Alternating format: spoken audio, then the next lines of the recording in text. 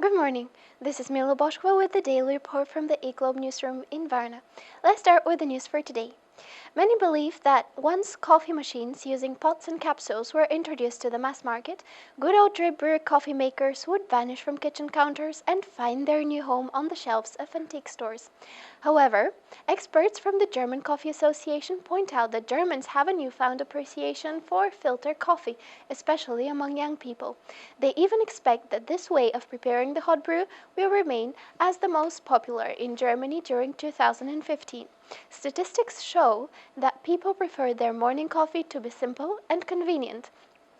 Thus, filter coffee made up 70% of the national market in 2014, while coffee made from pods and capsules only accounted for 13% of sales. Moreover, environmentalists state that coffee capsules are highly harmful to the environment as they produce more waste than coffee. Germans drink around 650 cups or about 162 liters of coffee per year.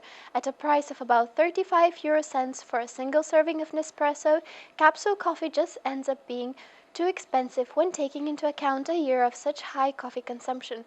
It seems like traditional pour-over coffee will continue to be an inseparable part of the German routine. Now to our second news. It is a well-known fact that forests store carbon dioxide, thus relieving some of the negative effects greenhouse gas emissions have on the environment.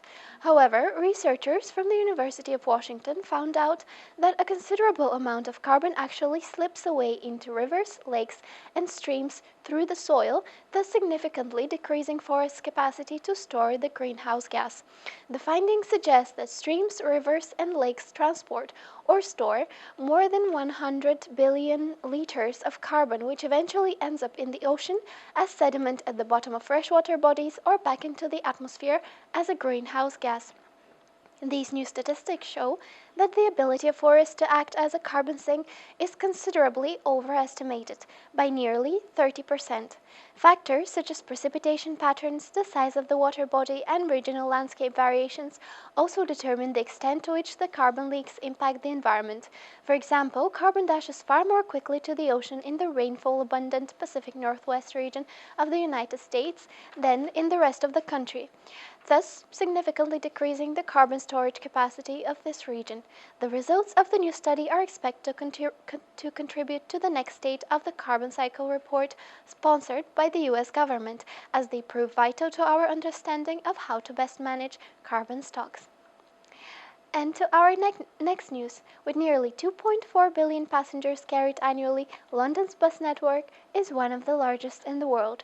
By March of next year, nearly 3,000 of its 8,900 iconic red buses will run on a cleaner burning fuel called B20, which is produced by blending diesel with renewable biodiesel made from cooking oil and byproducts from the meat processing industry like tallow. According to the mayor's office, this is a much more cost-effective way for reducing London's carbon footprint, as no mechanical changes need to be made to the buses. The switch will reduce the city's annual carbon dioxide emissions by as much as 21,000 tons. This is quite an accomplishment considering that the 2013 switch to lower-emitting buses like hybrids and hydrogen vehicles decreased London's yearly emissions by 48,000 tons of carbon dioxide.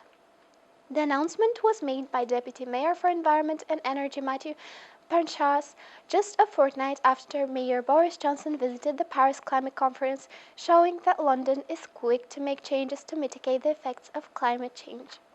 This is all for today. If you would like to find out more, please visit eatglobe.com.